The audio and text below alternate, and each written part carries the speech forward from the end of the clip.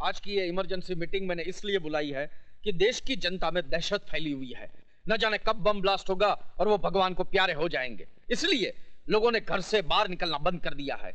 ये शहर शहर नहीं, शमशान घाट हो गया है। हमें फौरन उन लोगों तक पहुंचना है जो मौत के सौदागर बने हुए हैं। मंत्री जी, मैं दावे के साथ कह सकता हूँ कि ये काम किसी विदेशी ताकत का है जो नहीं चाहते कि हमारा देश तरक्की करे, यहाँ अमन और शांति बनी रहे। विदेशी कुछ नहीं कर सकते जब तक हमारे देशी कुत्ते उनकी जुठन न चाटे। हमारे देश का कोई कुत्ता है जो उन लोगों से जाकर मिल गया है, ढूंढ निकालो उसे। ऐसी सजा दिलवाऊंगा कि उसके खानदान में फिर कभी कोई गद्दार पैदा नहीं होगा। मिस्टर ट्रिकल, हमारा गवर्नमेंट तुम्हारे से बहुत खुश है। इसलिए हमारा गवर्नमेंट का तरफ से ये छोटा सा इनाम $5 लाख। Thank you.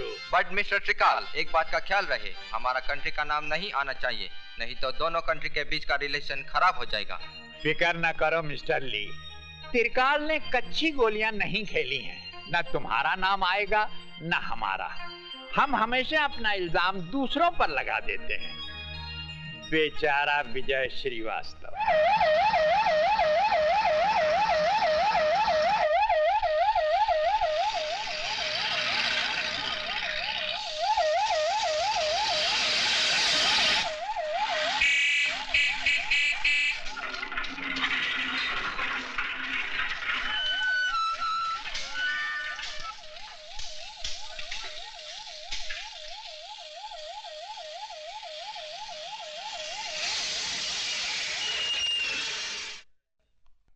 सर।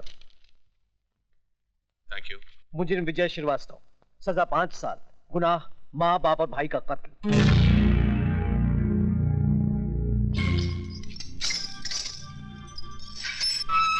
चलो भाई, ये रही तुम्हारी खोली, चलो।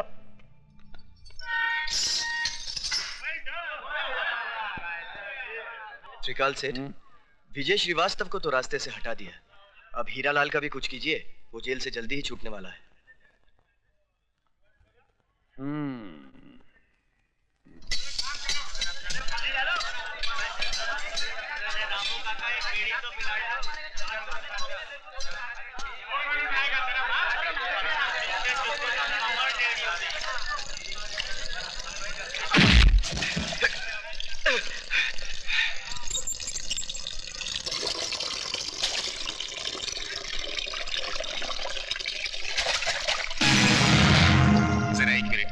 तेज करके लाता हूँ।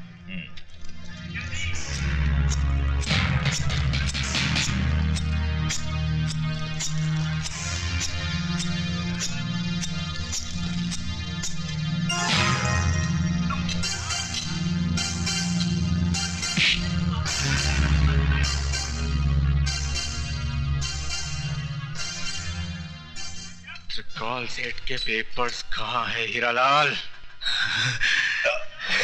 खून निकल आया। कौन हो तुम? खूनी, बहुत सारे खून किया हूं और अब तेरी बारी है। बोल बैग कहाँ है? उठा तो तुझे दुनिया से उठा दूंगा, समझा? बैग कहाँ है? ये राज तो तुम्हारे बाप नहीं उगलवा सके, तुम तो उनकी नाजायज औलाद हो।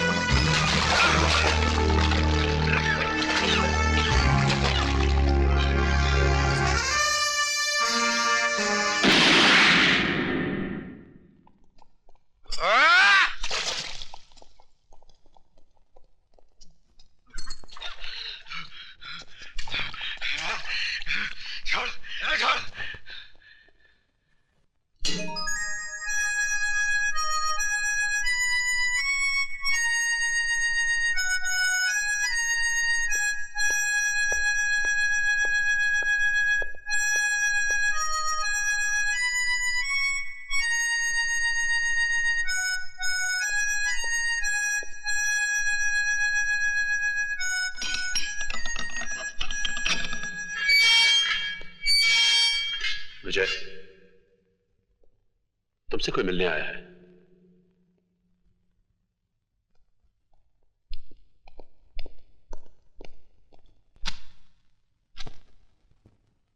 मेरा नाम यशवंत देशमुख है।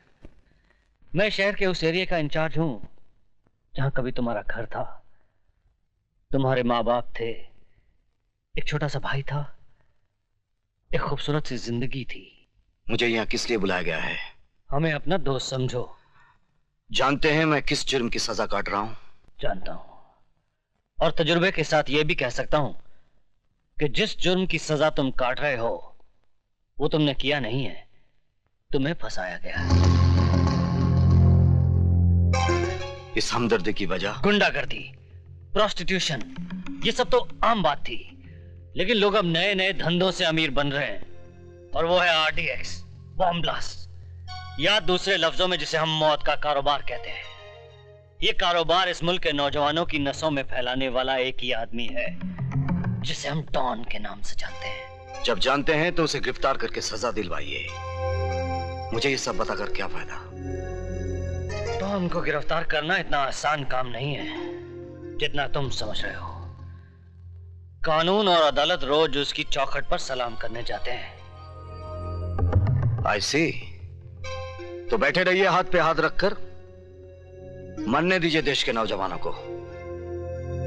देश के नौजवान बच सकते हैं अगर तुम हमारी मदद करो तो।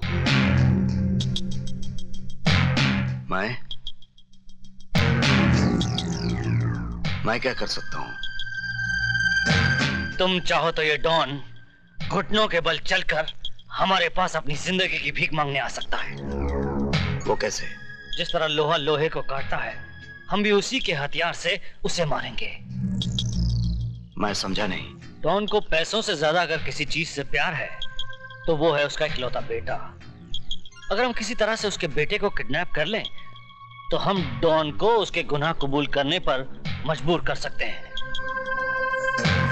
शाबाश। तो अब पुलिस वाले गुंडों का काम करेंगे।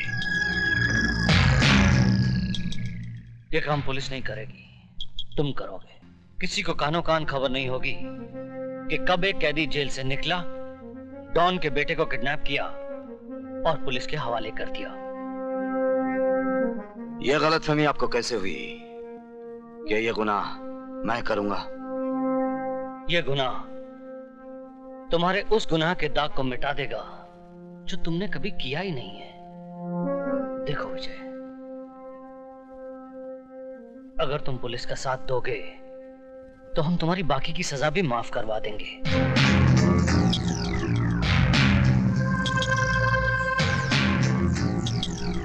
इस तस्वीर को देखो, यही है डॉन का बेटा जो तुम्हारे लिए नई जिंदगी का दरवाजा खोल सकता है।